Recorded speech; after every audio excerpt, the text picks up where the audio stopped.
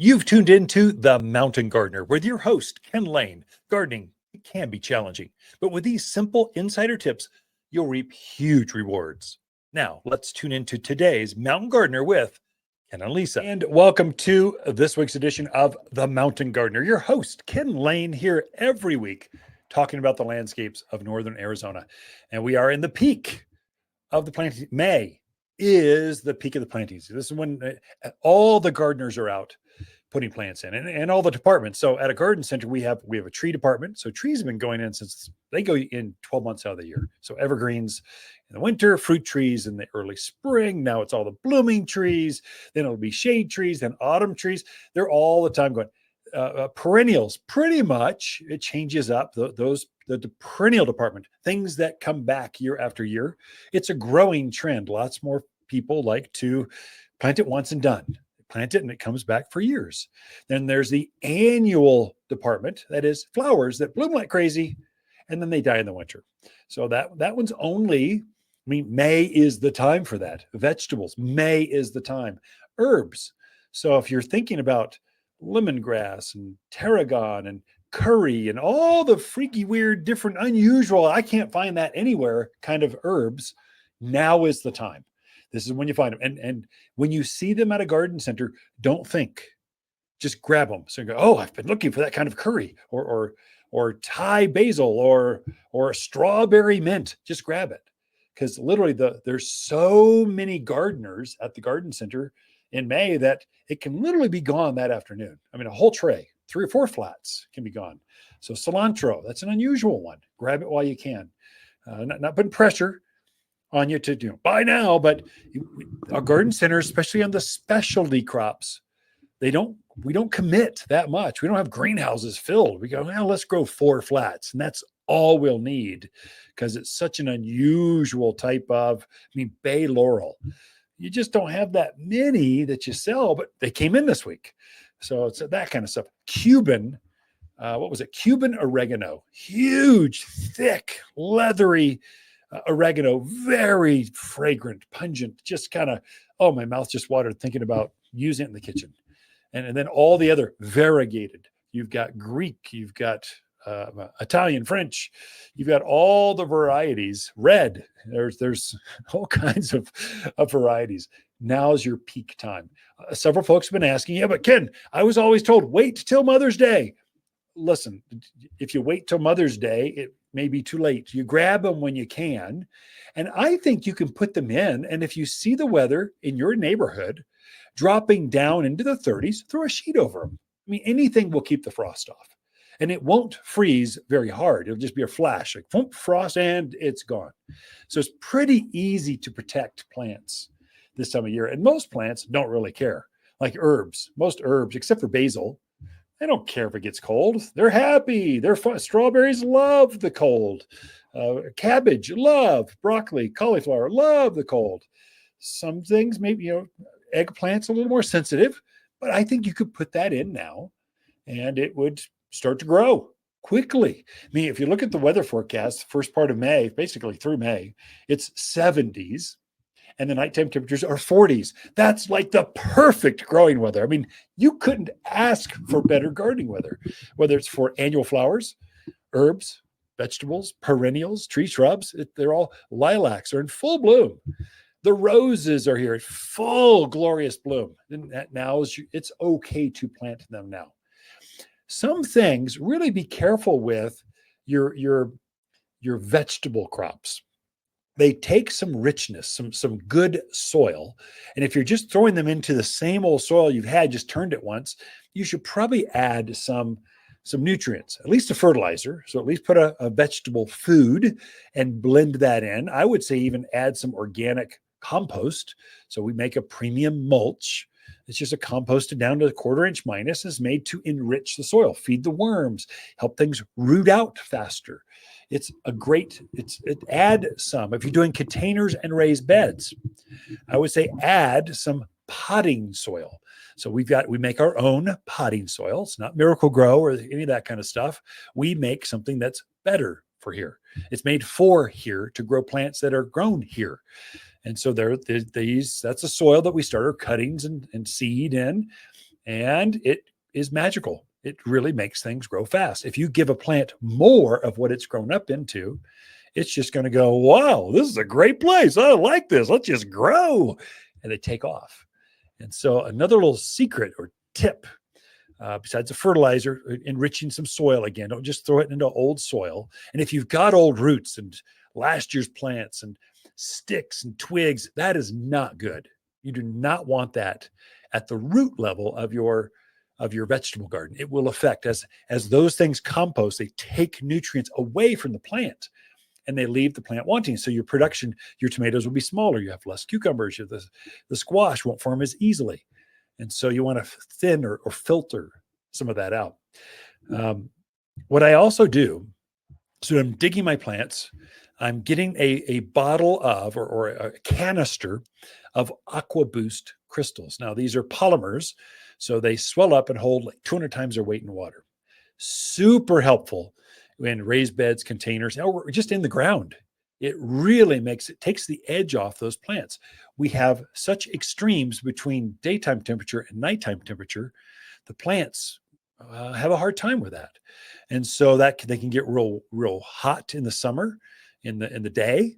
And so the fruit will shrink as it's trying to take up enough moisture. And then in the evening, it almost gets too wet.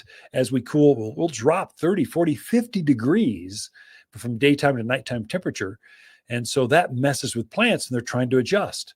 And so AquaBoost, it regulates the moisture at the root level. So the plants, when it needs moisture, those crystals release the water back to the plant. And when they don't need it, they absorb it up. So it kind of evens it out. Also adds some air. There's a lot of things that happen. We actually dip our polymers into mycorrhizal colonies. These are beneficials that attach themselves to roots of plants and extend the root hairs of plants. There's a symbiotic thing that happens. We're going deep into botany now, but it works. I mean, it really works. And so whenever I plant flowers, especially vegetables, herbs, I'm going to add just maybe a tablespoon. Just sprinkle at the bottom of the hole and then plant your plant. Then as you water, those crystals will swell up, release the mycorrhizal colonies, and the plant it'll start regulating the temperature. Really plays out well when it's June. June is a hot month. It's terribly dry. There's a prevailing southwest wind. You've got brand new foliage. And so that's where if you can regulate or help the plant keep up with the daytime moisture needs, it's a game changer for your plants. They'll start to produce faster. They'll set fruits better.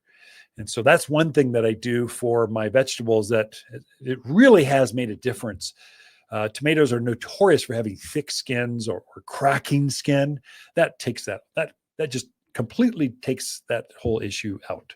AquaBoost crystals, it's magical. Fertilizing regularly. What else would I do? Cage. You need to cage. At the bottom of the hour, I don't have time to explain it now, but there's basically 3 types of tomatoes. I'll explain those in details, and that'll help you. Which ones do I add a cage, and which ones, it doesn't really matter. There's different varieties. And so for sure, if in doubt, if you're square foot gardening or high density gardening, cages are your friend. Stakes are your friend. Using the edge of the pot, having those cucumbers trail out over there, so it can spread out, not taking up space in the main garden, but spread out over the gardens. Strawberries, I do that a lot with strawberries. Around the outer edge of a container or pot, they're just pretty plants. Dark green, rich foliage, pretty flower, puts on a fruit that is delicious, or it's just beautiful. It's just a pretty plant, and it's aggressive. So when they're happy, they put on these long tendrils. So they're real pretty at the container's edge, or at the front edge of a raised bed, because they just look like your gardens are overflowing with life and wanting to just jump out of the bed and come eat dinner with you or something. You want happy plants and happy gardens. And if it looks like they're overflowing their beds, that's a good look. I think you're good to go. You can plant now. I think you've got a great selection. You've got poblanos. You've got all the fun ones that will run out at the end of the month. If you're waiting, we'll run out of some of those. We will always have, mainly, I think, zucchinis, jalapeno peppers, celebrity tomatoes, but some we don't. So anyway, that's it for this segment. I got Lisa Watters Lain coming in with your garden questions. Let's take a break. Be right back. Watters Garden companion plants in May are purple robe locust, vine achevia, Prescott sunshine geraniums, and easy elegant roses. Just plant these roses in a sunny spot and enjoy. We've married the beauty of long stem roses with the easy care of shrub roses for landscape color like no other plant in the backyard. Choose fragrant reds, radiant pinks, corals, vivacious yellows, and stately whites. Extremely fragrant and only found locally at Watters Garden Center in Prescott. And we are back with Lisa Watters Lain in the studio. She comes each week with your garden questions. Just what are people talking about out in their gardens, and can we learn something from that? So welcome to the studio, Lisa. Thank you. Yeah. How are you? I'm doing great.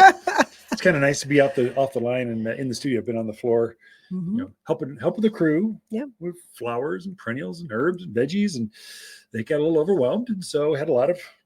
So the average semi will hold about 40 racks of flowers. Well, we had like 60 racks. There's a truck and a half of flour just coming in. Two. They were overwhelmed, so it was just came in to kind of help them out, and we knocked out the place when we got all done.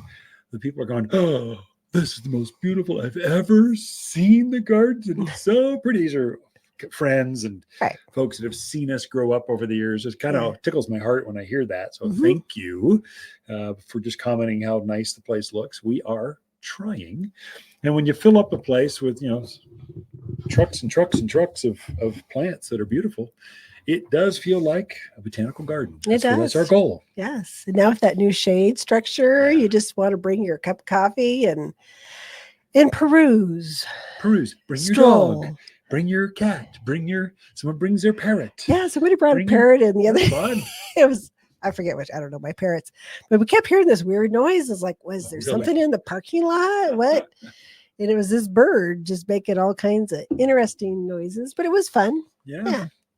So garden questions. We should cover some gardening things for folks. What is a good one that someone might have asked? That might have asked. Well, see if they can stump me. I had what was that? Earth Day. Went out to Prescott Valley. Oh, yeah. I told the kids, if you can stump me, I'll give you a free flower. And they came up with some really good ones. And luckily, even if I didn't know the answer, I could bluff. You could bluff. So, yeah. Talk with confidence. Look them in the eye. There you go. All right. Well, Lauren is having some raised beds made to grow mainly vegetables and a few herbs. She wants to know, how deep should the beds be made? Oh, sure. So if you do your homework, it'll say 8 inches. What I find is that's not quite deep enough. If you can go 2 blocks or an extra, 16 inches, I would say be minimum. That'll help you with your deeper rooted, bigger things. It gives you more options down the road. Plus, it raises it up a top. You're building raised beds to get rid of the crummy soil you're trying to garden in. Well, get rid of it. Don't even be tempted to go down into that junk.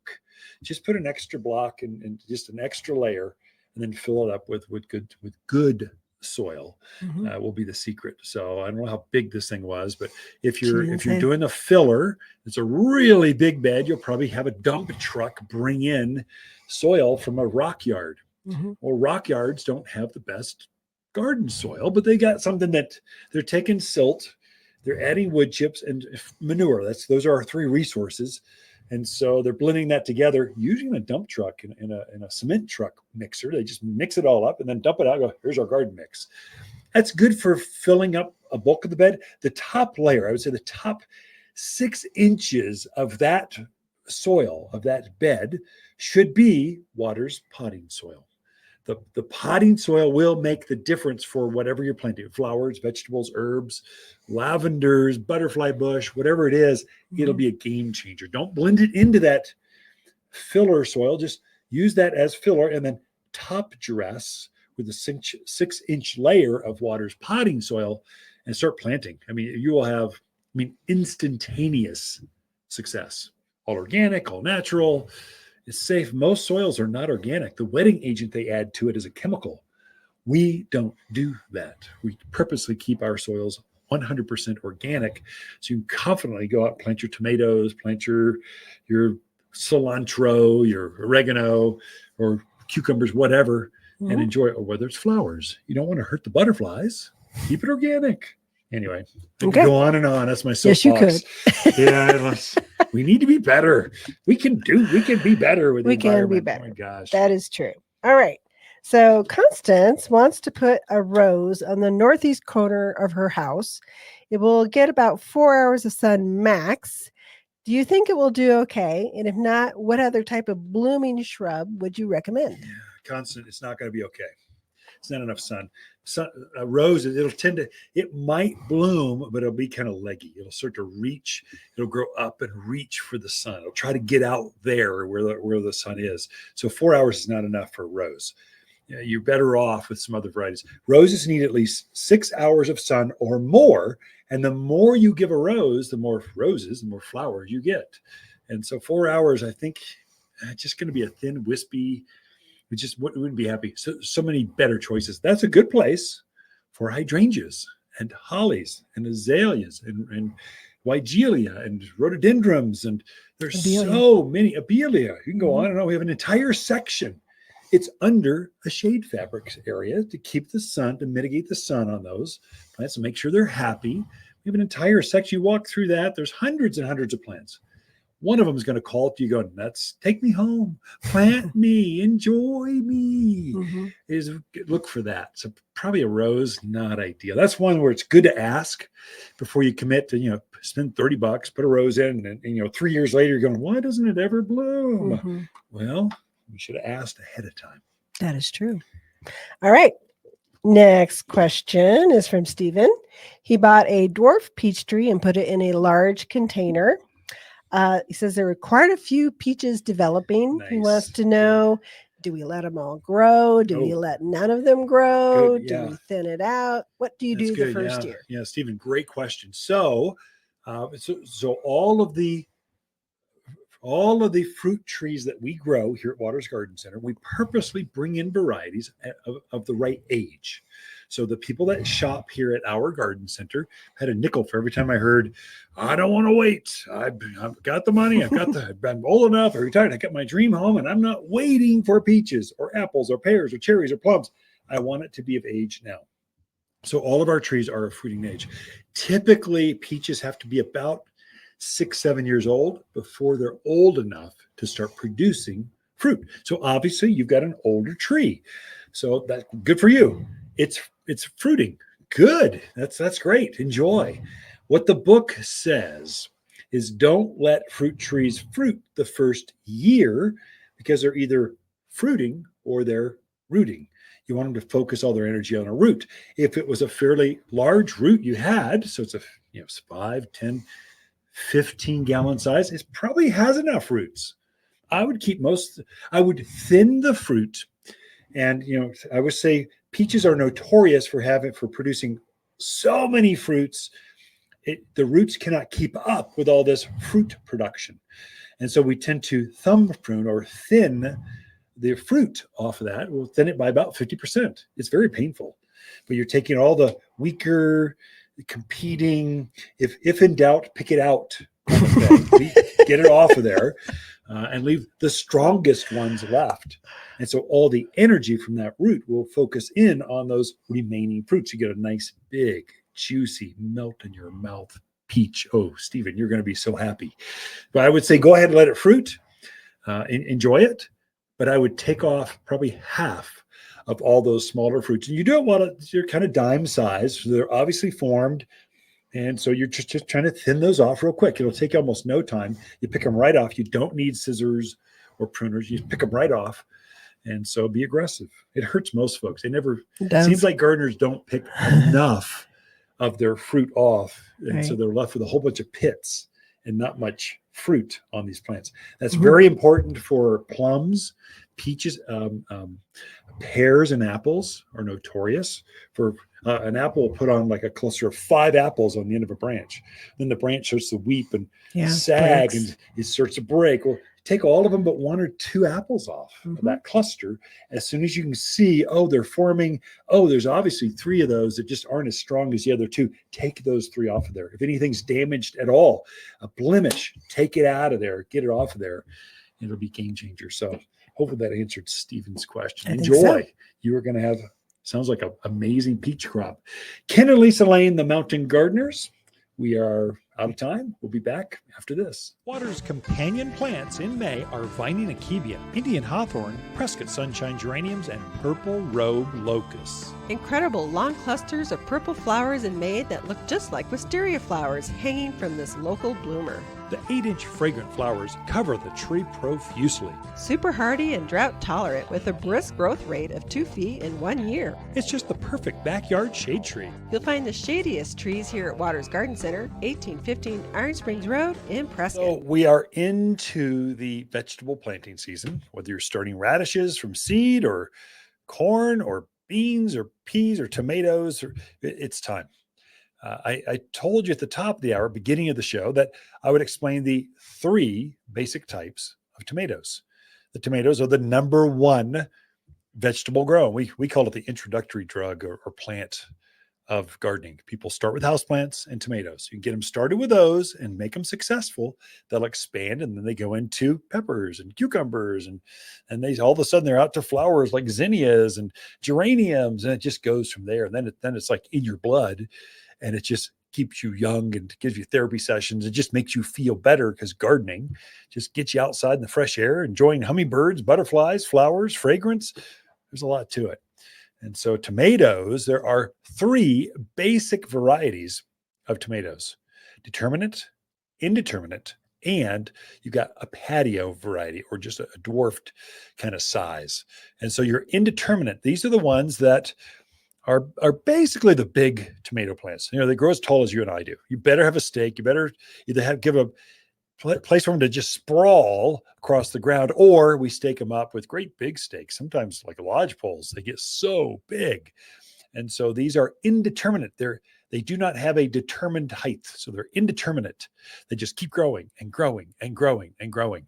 And the more they grow, the more foliage you put on and the more tomatoes they produce. That's indeterminate. Your grandparents basically grew indeterminate tomatoes. Then there's determined or determined tomatoes. There's a set size. It's determined to grow one size and then it's out. That's it. That's all there's going to be. These are typically the ones that are grown that are smaller. So Romas, the ones you make a lot of paste sauces out of, or canning supplies. If you want all your tomatoes all at once, and I want to can them, Romas are a great way to go, or a paste type of tomato. That's the benefit. They're generally shorter plants because they're determined to be a certain size. Most of your patio varieties, these are also determined to only be about knee high. They really don't need to be staked. Many of them we have in containers, and they're made to grow for the entire season and produce nice crops in this one little pot, one little container. And so that's a determined variety. And then you get into kind of the funky stuff. This would be, we've got some ground cover varieties. There's some that are grafted. We actually graft plants onto certain rootstocks. It gets them more, just makes them stronger. We've got heirloom varieties. These are old-fashioned varieties like black Krim, green Germans, Brandywines. These are all varieties that are very ancient, very old. We've gone with more hybrid varieties, not genetically modified. Hybrid, we're cross-pollinating different plants, so we create a new variety like an early girl or a celebrity or champion. And the reason we do that is we go, oh, these 2 varieties are really good at, they don't get the leaf spot, they don't get fruit and wilt, they seem to produce more than others. So let's breed these 2 together. We help them make whoopee there with the little flowers, pollen back and forth, and they come up with a new variety. What we get is a stronger, better breed of plant. That's a hybrid variety. So we've groomed this plant to be a certain variety, a certain way to grow a certain size fruit. And so generally they're hardier plants. They're less disease prone. Your heirlooms are the old-fashioned ones. A lot of folks think, oh, I only want heirloom because, well, everything else is genetically modified. Well, no, that is not true. First of all, we don't do that here. Everything we have is organically grown, and it is not genetically modified. We're anti both of those things. We like natural, safe, organic especially when you're eating it, herbs and vegetables, but flowers, and it goes right down the line. So we're not going to dip our plants in nicotinoids, all these other things that the box stores do. We just are against that. They're doing that for shelf life, just so it stays on the shelf and they can get an extra week out of it. We'd rather just care for the plants and have a healthier plant. And so then we can keep it organic that way. So heirloom, you've got hybrid varieties, so cross-pollinated varieties. You've got some grafted varieties. You've got indeterminate. They grow big and lots of production. Generally, your big boys, beefsteaks, your big tomatoes, those are generally indeterminate because they need a lot of foliage to create that many and that large a fruit. Basically, tomatoes are a sugar-making factory. They just soak up the sun, create sugars, and put on fruit. That's what they like to do. But there's not space for a huge, 6 foot by 4 foot tomato in every garden. Sometimes you just want a patio tomato. Well, then you've got patio tomatoes too. And so that's kind of the different varieties of tomatoes and where you put each. There's not a right or wrong. There's just your favorite. My mouth's just watered thinking about fresh tomatoes. Oh, there's nothing better. Okay, we've got Lisa Watters Lain coming in with your garden, with her segment right after this, but let's take a quick break. We'll be right back. Ken here at Watters Garden Center, and we had a new flower come in. It's one of my favorites. We got it last year as a test, soft launch. This year we went all in because it performs well. It's a new sunflower. It's called Sunbelievable. The reason it's called Sunbelievable is supposed to put 1,000 flowers on, 1,000 sunflowers per year. I don't know if it does 1,000, but it does hundreds and hundreds. I can tell you that. So this is done. It automatically sets a new flower by itself. So a new one's coming up. So it's always got more flowers coming up. Unbelievable flowers. Those unbelievable flowers, sunflowers, here at Watters Garden Center, available for your gardens this year. And we are back with Lisa Watters Lain in the studio. She comes and just shares her garden tidbits. What is she doing? What does she see in her own gardens? Or while she's walking around, I had someone come in. I was helping her just before the show. She said, "Oh, Ken, have you ever been to the Dallas Botanical Garden?" I said, "Yeah, it's great. Have you been to the Phoenix one? Have you been to the Portland, British Columbia? Barcelona has a really great botanical garden. Denver, surprising. Montreal, surprising. We love botanical gardens. So in the winter, we like them. In the summer, we like them. In the spring, we like them." Seems like a Dr. Seuss rhyme or something. Go with that. I don't know. So anyway, how do we get off on that? It's all you. All me. All right. So we were at that season. I think last week we talked about redoing your flower containers. So this week I wanted to talk about doing vegetables and herbs in containers, because it is a really super easy way to grow your veggies and your herbs. If you don't want to be digging in your soil, if you don't want to do a big garden plot, so maybe you want we used to call it salsa garden. So some tomatoes and some peppers and things like that we just grew to make fresh salsa with. So growing things in containers are just so easy. Yeah, truly. It's just fill really it up, plug them in, and that's that eat water. That's it. Right. But there are a few things we should probably talk about. Or we can't fill up the whole 2-minute segment. We're done. Okay. So when you're picking a container, make sure you have a container that has good drainage holes, especially important for those veggies and herbs. Spend a lot of your herbs like rosemary and lavenders. They don't want to be soggy wet. No. Oh boy. So you better make sure you've got some good drainage holes in those pots, whether you're using plastic, wood, the big ceramics. Just make sure it drains well for them. Yeah. The other thing to think about is when you're potting those, put the pot where you want it to be before you start planting, because at least before you water it, because it will get heavy and you're not going to be wanting to traps that thing all across the yard to find the get a caddy. We make rolling saucers, kind of roll it where you want. Good point. But yes. Also, the thing you want to look for is just adequate size. So I would say the absolute minimum in my mind would be something that's maybe 10 inches wide, 12 inches deep. And that's probably more for herbs. Yeah. If you're growing like a tomato in there, the other thing to think about is you're going to want to either use poles or a tomato cage. So it's got to be deep enough to put that in there to support it. Mechanism. Yeah. Yeah, because a lot of those tomatoes, they get big and they get some weight to them once they get some tomatoes they get wind growing. heavy is what happens. The wind will catch them and they flip all over. So Mhm. a bigger sauce or bigger soil is Mhm. basically a sponge. And so it's pretty lightweight when you fill it up and plant. Right. But then when you water, people are stunned at how much water it takes Mhm. to hydrate that soil. That's because basically you're filling that container up with water, and the soil is simply absorbing that and holding it there. Mhm. So it takes a tremendous amount. The Sure. initial watering, Mhm. it takes more than you think to hydrate all that stuff. So it's very important to, once you get your potting soil in there, make sure it's moist. Not soggy wet, not gooey, but make sure it's moist so that when you put that new plant in there, it's not going to suck all the water away from the plant. So make sure the soil is moist and make sure your plant has been watered.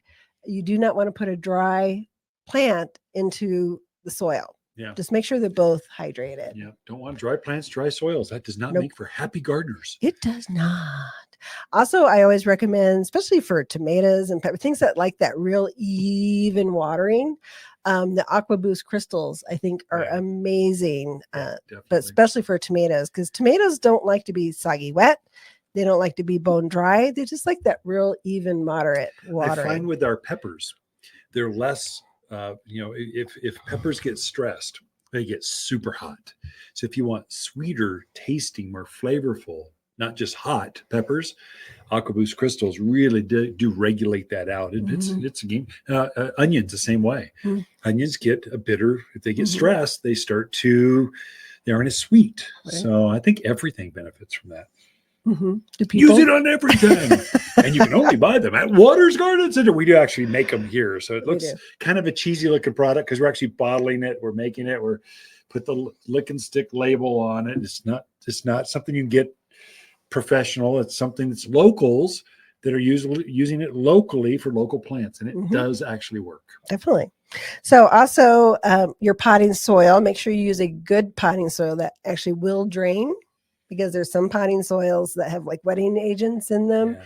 And boy, that water just hangs around. Yeah. And plants don't like that. They get a lot of root rot. That's also a chemical they add. That's why I have a hard time sourcing our recipe for our soil manufacturer. We have a recipe that we like.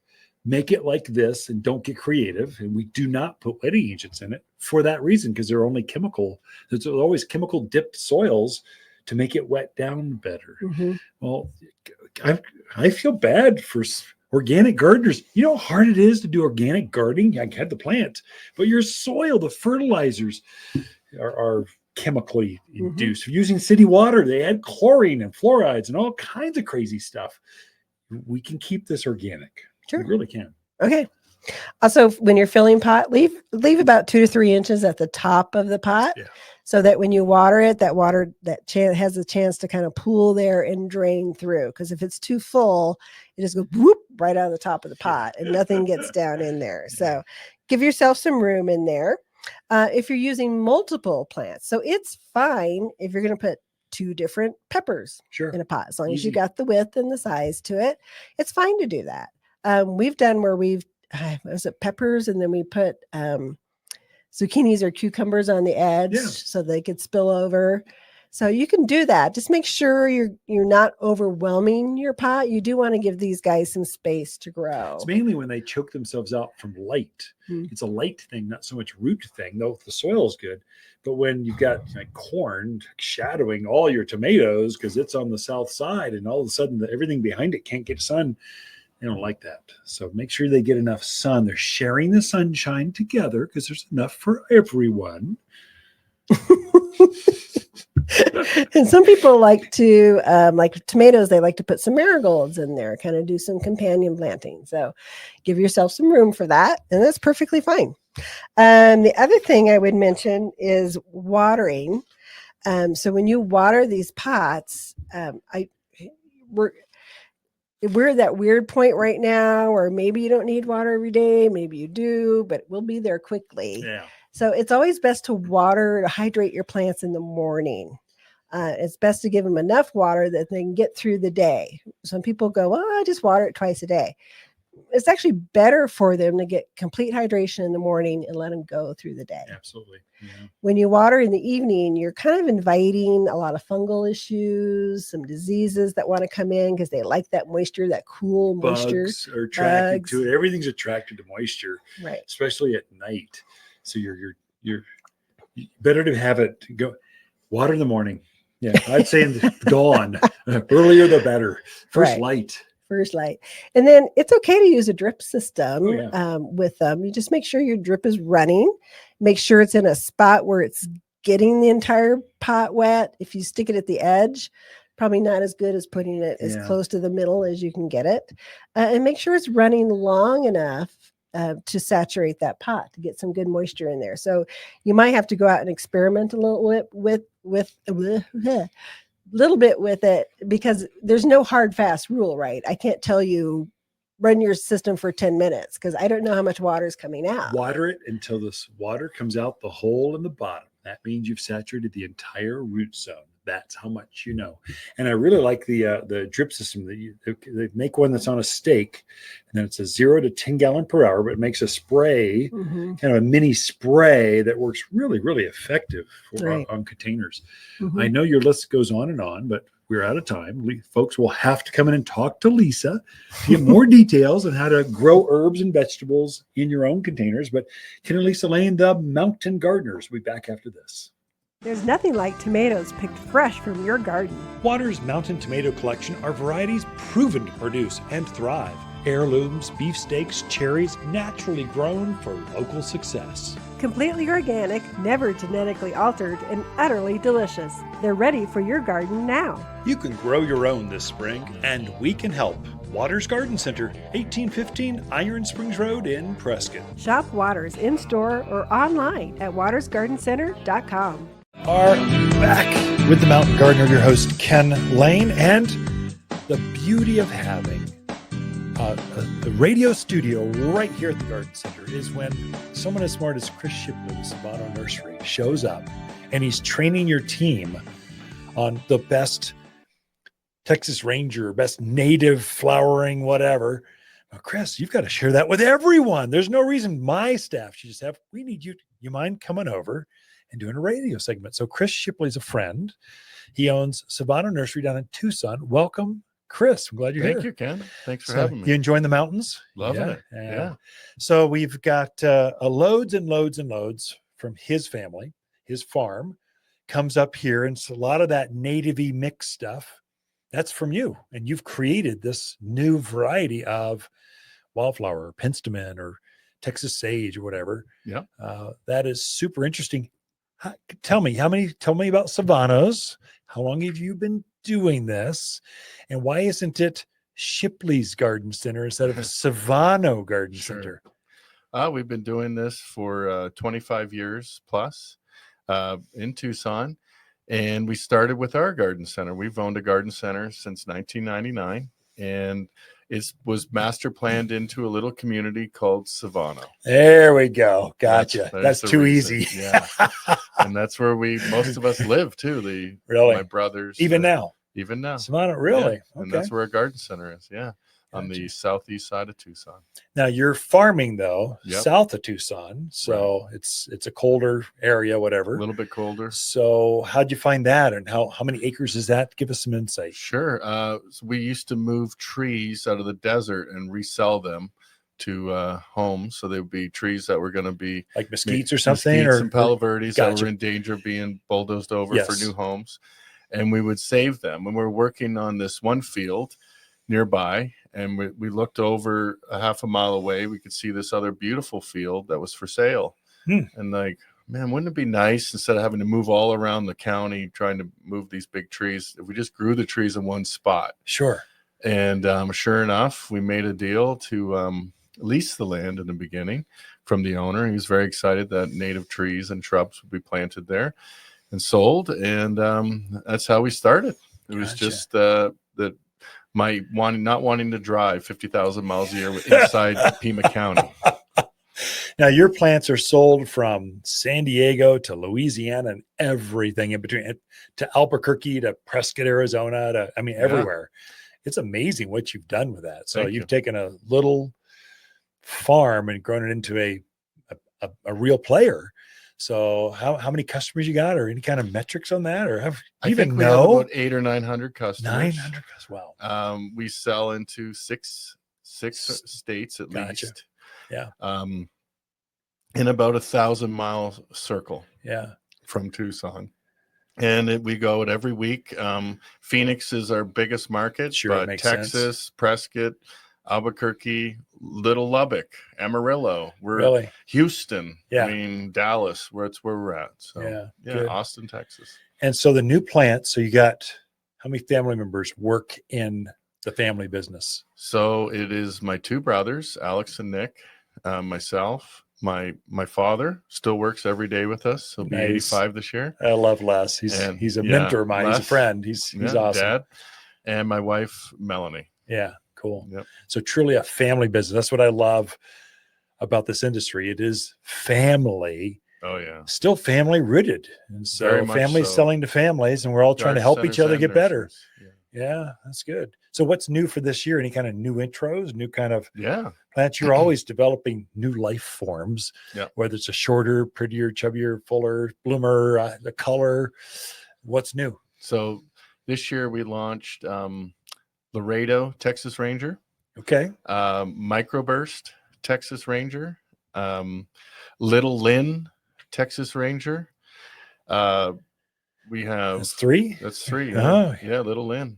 Keep going. Oh, then impress me. So that's the Rangers. We actually have another Ranger, which I won't say the name of. That'll be released this fall. That it's coming out, a dwarf green cloud Ranger.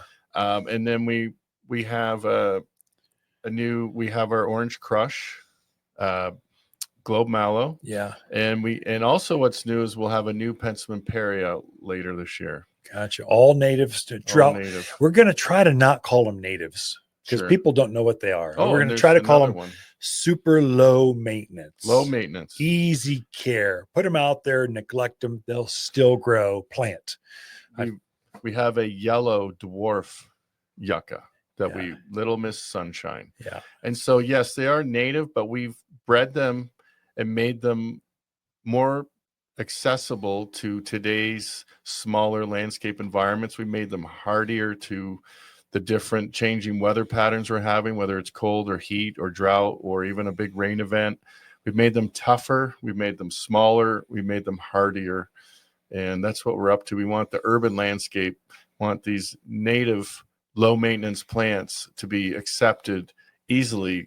People want them in their yards. Yeah. And so now how do you do that? People, they don't know. How do you create this new science? Is this just like madman, like injecting nuclear chemicals into these plants and you see if they glow in the dark, or you just go, oh, there's a wild one out there. Where'd that come from? I'm going to go collect that, or seed, or cuttings? How do you do that? It's four different ways. And the easiest way is to be in amongst, we'll just pick on Globe Mallow, to be in amongst a field of 1,000, 10,000 Globe Mallow in spring and look at them and see if one is different or five are different from the 10,000. The genetics that just stand out, that they have a better flower, a smaller size or whatever that you like about it, and then take a cutting from it and grow it out and see what happens and watch it for a number of years. You find one in the wild. Yep. You go, whoa, that's obviously nicer. Yep. You cut it. You bring back the stems. You dip it in some magic juice, put it in some soil, and it starts to root out. Yes. And then you start to grow that out. And then you take more cuttings. You just expand that plant until you've got 10,000. Patented and bring it to market. That's one way. Another way is to actually cross-pollinate. Take the pollen from one flower of a Texas Ranger and take another Texas Ranger that's different, take its pollen and cross-pollinate. That's another way. And that way you get the specific, actually. That's by seed. So it'll generate a seed at that point, and then you grow the seed. Then you go, oh, happens. That's obviously better or not. And you grow those seeds out, and maybe you have 100 seeds, and you grow those 100 plants out, plant them in the ground, and see how they do. And then you could keep going and keep cross-pollinating. That's when you get the real freaky stuff. And that's the DNA and that's the glowing, you know. But anyway, that's how we got microburst and Laredo. We got Laredo is a microburst are radically different than the regular common Texas Rangers, and they do some really great stuff. Texas Rangers in the mountains of Arizona, they melt in the rain. They die in the monsoons. You get soggy and they just collapse. Right. Yours don't do that. Right. And they don't get as big. They're cuter. They're rounder. They're fluffier. They're better looking plants in the winter and they just bloom longer. Yep. It's impressive what you guys are developing. So you take cuttings, you either cross pollinate, you take pollen from one, little Q-tips over here. What's the third and fourth way? Third one is to what is another way? Didn't mean to put you on the spot, but I'm interested. I think listeners are interested. So another way would be to find them in nature, cross pollinate, is to find them we find things after cold events. Oh, gotcha. So or extreme drought, or some not typical natural event where plants are stressed out and are harmed. And then you find the ones, you see a whole stand that are left alive. Wow. And 4 are alive and thousands are dead. You're like, those ones are stronger. Why? What's going on here? And so we would take the cuttings from those and grow those out and see, and then test it. Okay, it went to 0, no problem, but everything else is dead. Go recreate, see if it'll live again. Oh yeah, it does. Wow. And so that's a big cold event or a big drought event. So you get those attributes. That's how we got Chili Willy, the Petalanthus, the slipper plant that we patented. It's radically cold hardier than the rest of the slipper plants. Well, Chris Shipley with Savano's Nursery. We are out of time, Chris. I apologize. This is super interesting. We will have to have you back, but thanks for making me a better garden center, getting us great, new, interesting, fun plants that people are not going to find anywhere else, because I have friends in the right places. Thank you. Appreciate it. Chris Shipley, Savano Nursery, will be right back with more after this. Watters Garden companion plants in May are Purple Robe Locust, Viney Akevia, Prescott Sunshine Geraniums, and Easy Elegant Roses. Just plant these roses in a sunny spot and enjoy. We've married the beauty of long stem roses with the easy care of shrub roses for landscape color like no other plant in the backyard. Choose fragrant reds, radiant pinks, corals, vivacious yellows, and stately whites. Extremely fragrant and only found locally at Watters Garden Center in Prescott. So I had mentioned it is time to plant your vegetable garden, your herbs, your flowers, whether it's perennial or annuals. So perennials they come back year after year. Perennial and permanent both start with P.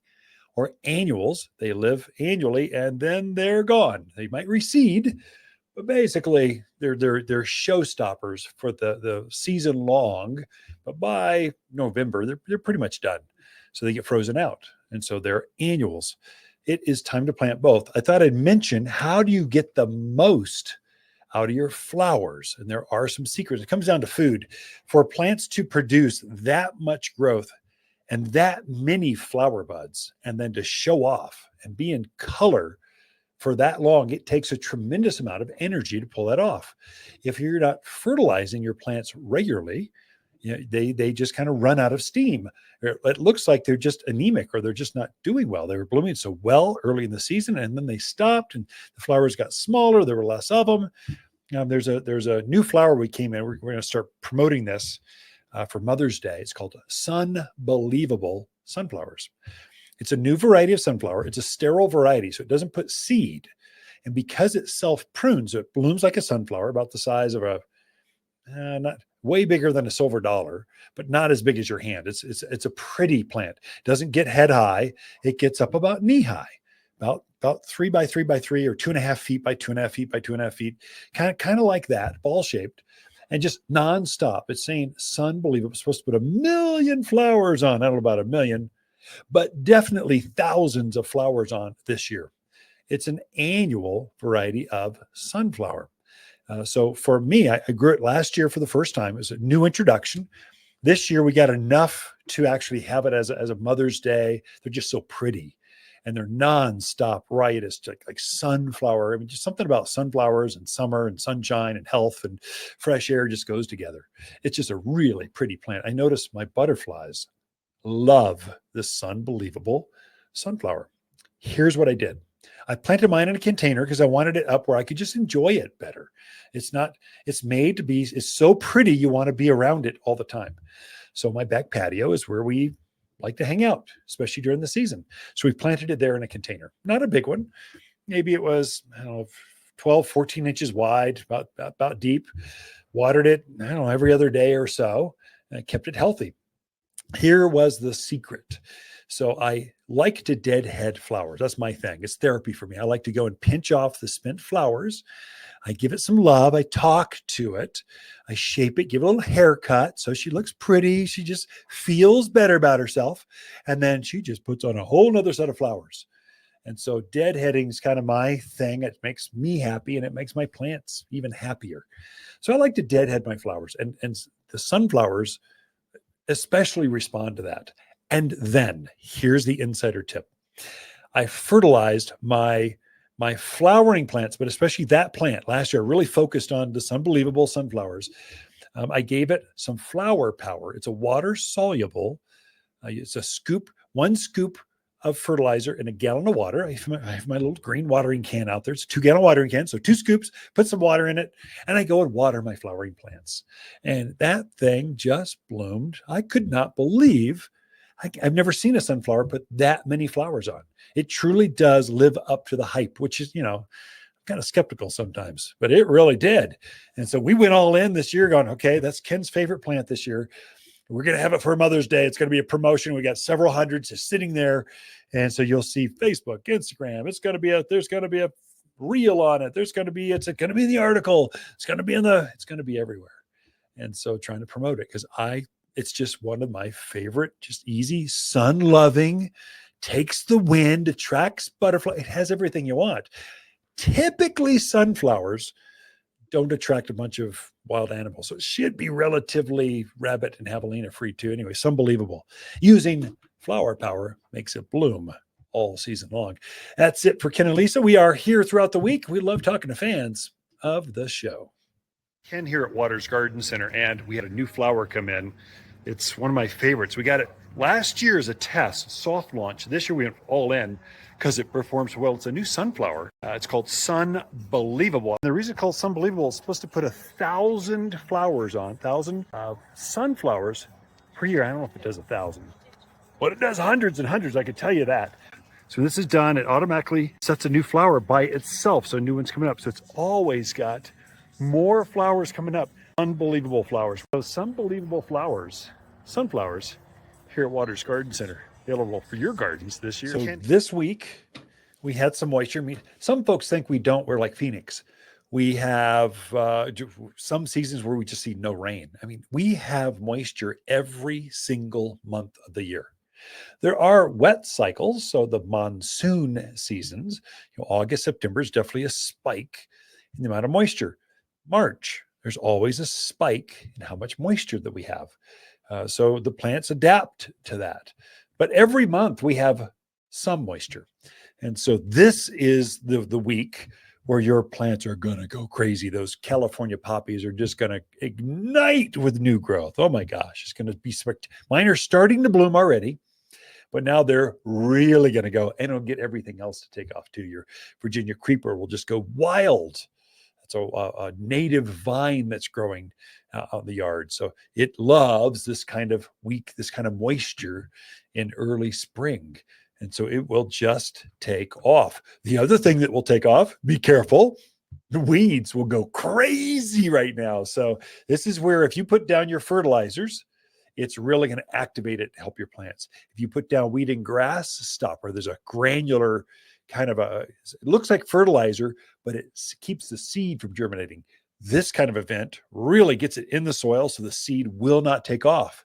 If you didn't do that, you're going to have dandelions galore. You're going to have goat head. That's one with a little burr on it where you step with the dog, step on it and go, no, my feet hurt so bad. That's goat head. That one is going to take off. It loves this kind of the spring and moisture just starts to grow like crazy. That particular weed is an annual. It only comes back by seed. It never comes back by the root. So it's not a perennial. Perennial comes back from the same plant, from the same root, and then can spread and seed from there. But a true annual can come back, but never from the same root. It always comes back from the seed that was germinated or produced from last year's plant. And so that particular, most of the weeds we have here in the higher elevations, they're annuals. Tumbleweeds, it never comes back from the same root. It always comes back from these, it just tumbles across the valley and just spreads seed everywhere. But it comes back by seed. If you can put a weed and grass stopper, a barrier down there, it's going to eliminate them or greatly reduce the number of seeds that are coming back at you. So it just makes it easier. I mean, I've got irrigation clocks to run all my water, so I don't like watering. I mean, every once in a while, I like going out, it's, my coffee cup, and I go out and water something, my container gardens especially, but that's more of a therapy session for me. Not that my plants need water. I've got irrigation out there for them, but I just like to do it. And I commune with the hummingbirds and the butterflies. And then I don't like weeding, so I put weed and grass stopper down. In fact, when I get really stressed, I don't like weeding. When I get really stressed, I like deadheading flowers. I'm a flower grower. I just love color and fragrance and butterflies and hummingbirds and pollinators and all those things. It's a therapy session. When I have a really hard day at work, I've been dealing with insurance agents and attorneys and supply chain. Vendors are shorted me on my last truck. I'm just dealing with chaos, which is kind of business owners. When I really want to have fun, I go talk to gardeners because that's what I love to do. That's why I love owning a garden center. I get to talk gardening to gardeners. And then I really love taking my phone, putting it down and going out in the yard and I lose track of time when I'm in my gardens, when I'm out there just plugging a new flower in or just deadheading some flowers or smelling the lilacs in bloom this week. That's magical. That's therapy. It reinvigorates, kind of gets me excited. And so it's a good for me. I lose track of time. And so I think that's what gardening does for so many of us.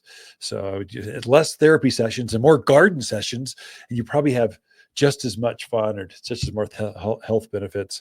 Well, that's it for this week's show. Throughout the week, Lisa and I camp out here at Watters Garden Center. We love talking to fans of the show.